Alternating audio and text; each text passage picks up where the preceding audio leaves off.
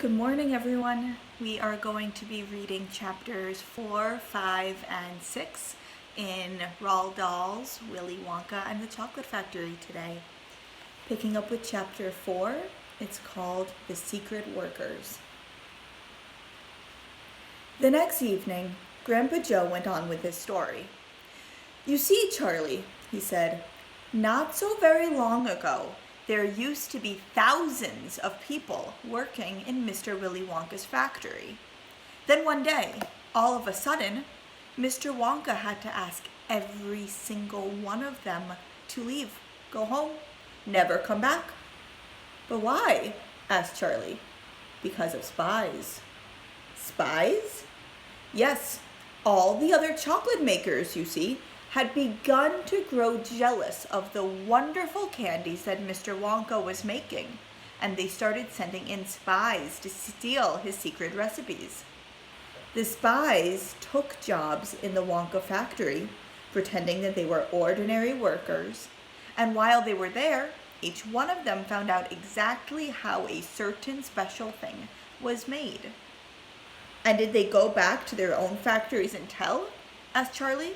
"They must have," answered Grandpa Joe, "because soon after that, Fickle Grubber's factory started making an ice cream that would never melt, even in the hottest sun.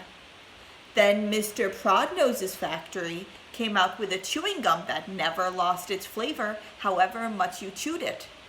And then Mr. Slugworth's factory began making candy balloons that you could blow up to huge sizes before you popped them with a pin and gobbled them up. And so on, and so on. And Mr. Willy Wonka tore his beard and shouted, 'This is terrible! I shall be ruined! There are spies everywhere! I shall have to close the factory!'" "But he didn't do that," Charlie said. "Oh, yes, he did. He told all the workers that he was sorry, but they would have to go home. Then he shut the main gates and fastened them with a chain. And suddenly, Wonka's giant factory became silent and deserted. The chimneys stopped smoking, the machines stopped whirring, and from then on, not a single chocolate or candy was made. Not a soul went in or out, and even Mr. Willy Wonka himself disappeared completely. Months and months went by," Grandpa Joe went on, "but still the factory remained closed. And everybody said, 'Poor Mr. Wonka. He was so nice, and he made such marvelous things, but he's finished now. It's all over.' Then something astonishing happened. One day, early in the morning, thin columns of white smoke were seen to be coming out of the tops of the tall chimneys of the factory. People in the town stopped and stared. 'What's going on?' they cried. 'Someone's lit the furnaces. Mr. Wonka must be opening up again.' They ran to the gates, expecting to see them wide open and Mr. Wonka standing there to welcome his workers back. But no, the great iron gates were still locked and chained as securely as ever, and Mr. Wonka was nowhere to be seen. 'But the factory is working,' the people shouted. 'Listen, you can hear the machines. They're all whirring again, and you can smell the smell of melting chocolate in the air.' Grandpa Joe leaned forward a bit and laid a long bony finger on Charlie's knee, and he said softly, 'But most mysterious of all, Charlie, were the shadows in the windows of the factory. The people standing on the street outside could see small dark shadows moving about behind the frosted glass windows.' 'Shadows of whom?' said Charlie quickly. That's exactly what everybody wanted to know. 'The place is full of workers,' the people shouted, 'but nobody's gone in. The gates are locked. It's crazy. Nobody ever comes out either.'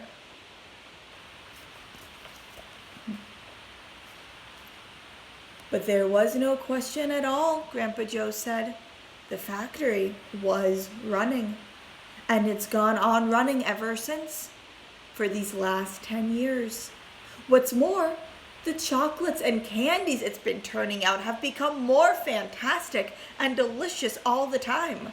And of course now, when Mr. Wonka invents some new and wonderful candy, neither Mr. Ficklegrubber, nor Mr. Prodnose, nor Mr. Slugworth, nor anybody else is able to copy it. No spies can go into the factory to find out how it is made. But Grandpa, who, cried Charlie, who is Mr. Wonka using to do all the work in the factory? Nobody knows, Charlie. But that's absurd! Hasn't someone asked Mr. Wonka? Nobody sees him anymore. He never comes out. The only things that come out of that place are chocolates and candies. They come out through a special trap door in the wall, all packed and addressed, and they are picked up every day by post office trucks. But Grandpa, what sort of people are they that work in there? My dear boy, said Grandpa Joe, that is one of the great mysteries of the chocolate-making world. We know only one thing about them. They are very small. The faint shadows that sometimes appear behind the windows, especially late at night when the lights are on, are those of tiny people, people no taller than my knee. There aren't any such people, Charlie said. Just then, Mr. Bucket, Charlie's father, came into the room. He was home from the toothpaste factory, and he was waving an evening newspaper rather excitedly. Have you heard the news? He cried. He held up the paper so that they could see the huge headline. The headline said, Wonka Factory to be opened at last to lucky few. Chapter 5. The Golden Tickets. You mean people are actually going to be allowed to go inside the factory? Cried Grandpa Joe. Read us what it says, quickly. All right, said Mr. Bucket, smoothing out the newspaper. Listen. Evening Bulletin. Mr. Willy Wonka, the candy-making genius whom nobody has seen for the last 10 years, sent out the following notice today. I, Willy Wonka, have decided to allow 5 children, just 5, mind you, and no more, to visit my factory this year. These lucky 5 will be shown around personally by me, and they will be allowed to see all the secrets and the magic of my factory. Then, at the end of the tour, as a special present, all of them will be given enough chocolates and candies to last them the rest of their lives. So watch out for the golden tickets. 5 golden tickets have been printed on golden paper, and these 5 golden tickets have been hidden underneath the ordinary wrapping paper of 5 ordinary candy bars. These 5 candy bars may be anywhere, in any shop, in any street, in any town, in any country in the world, upon any counter where Wonka's candies are sold.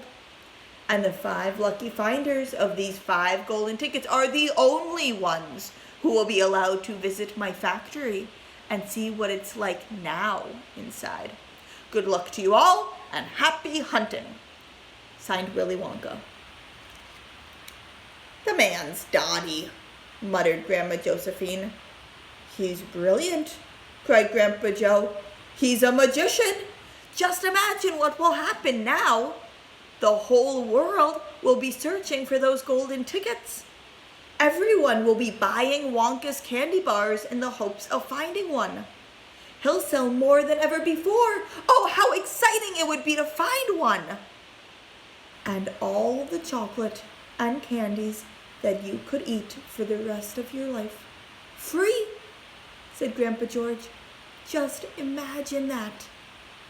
They'd have to deliver them in a truck, said Grandma Georgina. It makes me quite ill to think of it, said Grandma Josephine. Nonsense, cried Grandpa Joe. Wouldn't it be something, Charlie, to open a bar of candy and see a golden ticket glistening inside? It certainly would, Grandpa. But there isn't a hope, Charlie said sadly. I only get 1 bar a year. You never know, darling, said Grandma Georgina. It's your birthday next week. You have as much a chance as anybody else. I'm afraid that simply isn't true, said Grandpa George. The kids who are going to find the golden tickets are the ones who can afford to buy candy bars every day. Our Charlie gets only 1 a year. There isn't hope. Chapter 6. The First 2 Finders. The very next day, the first golden ticket was found. The finder was a boy called Augustus Gloop, and Mr. Bucket's evening newspaper carried a large picture of him on the front page.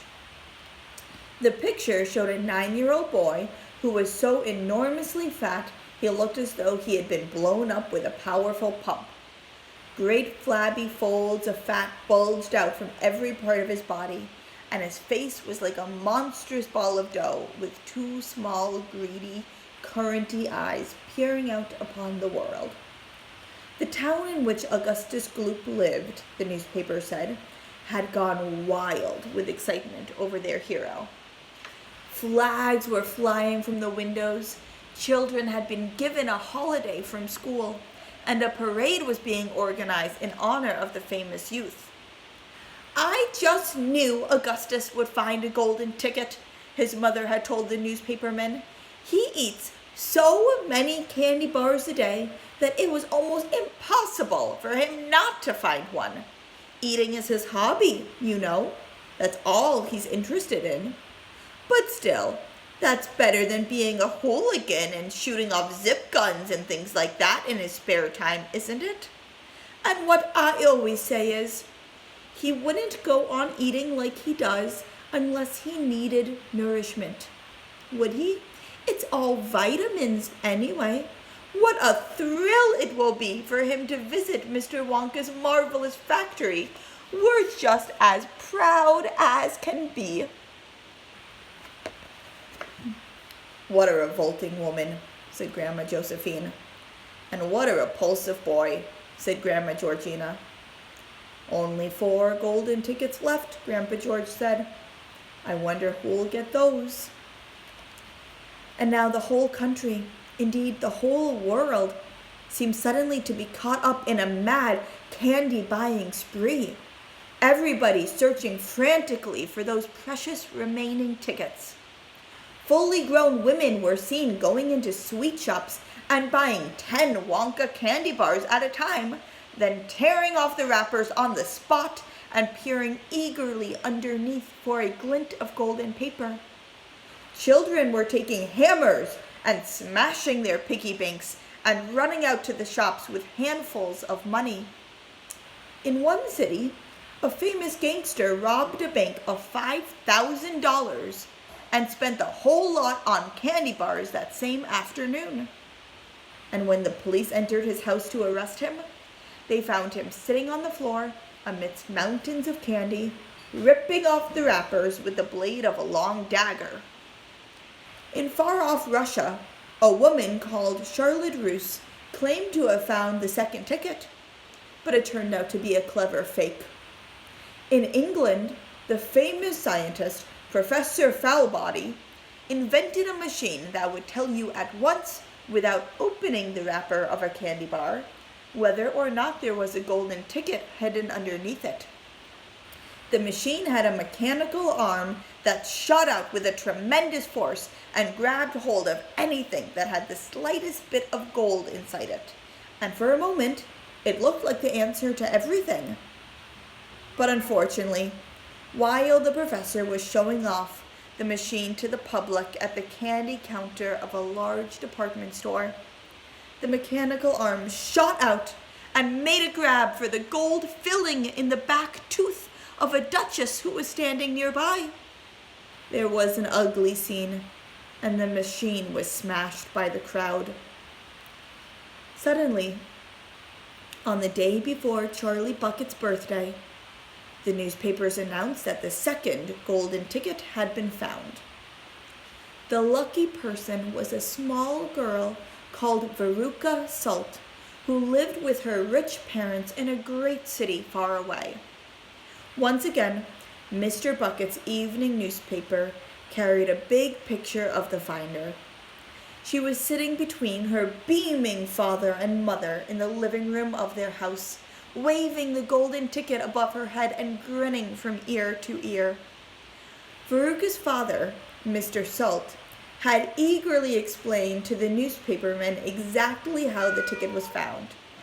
"You see, fellers," he had said, "as soon as my little girl told me that she simply had to have one of those golden tickets, I went out into the town and started buying up all the wonky candy bars I could lay my hands on.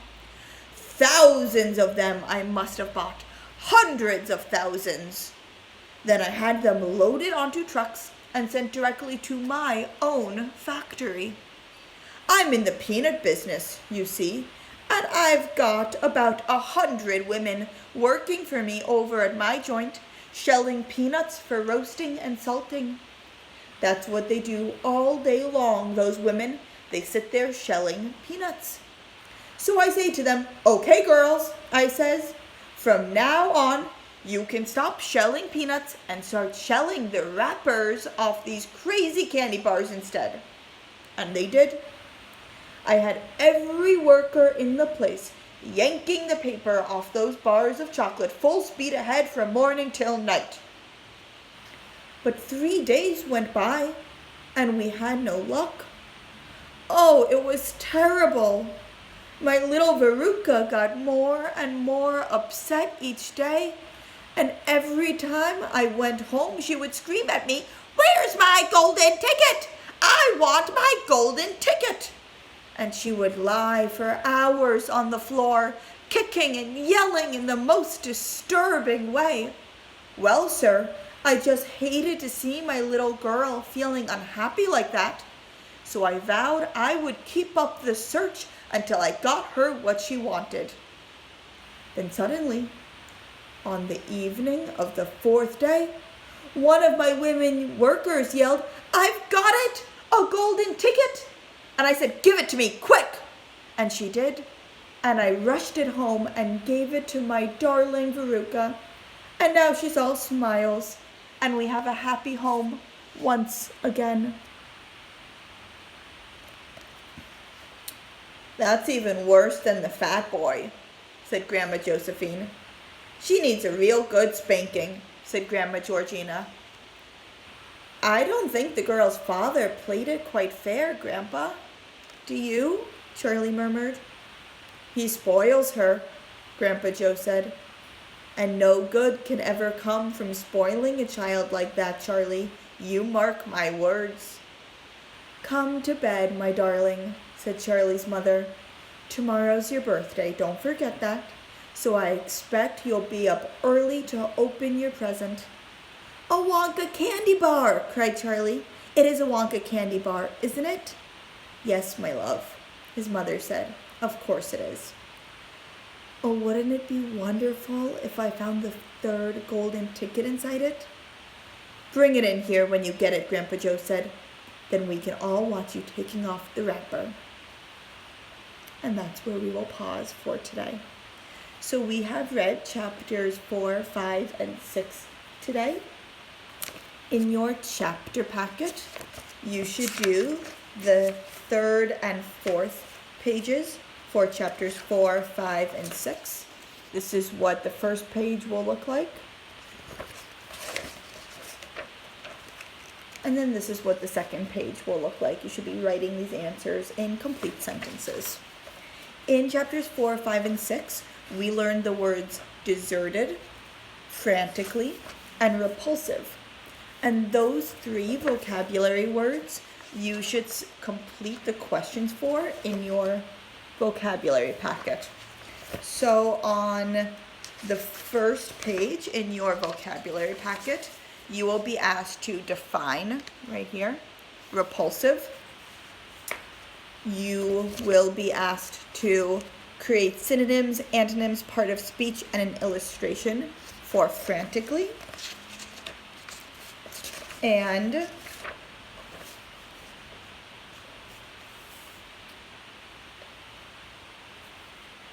you can try and use the word repulsive in a sentence at the bottom, or any of the other words that you've learned. I look forward to seeing you tomorrow for chapters 7 through 10.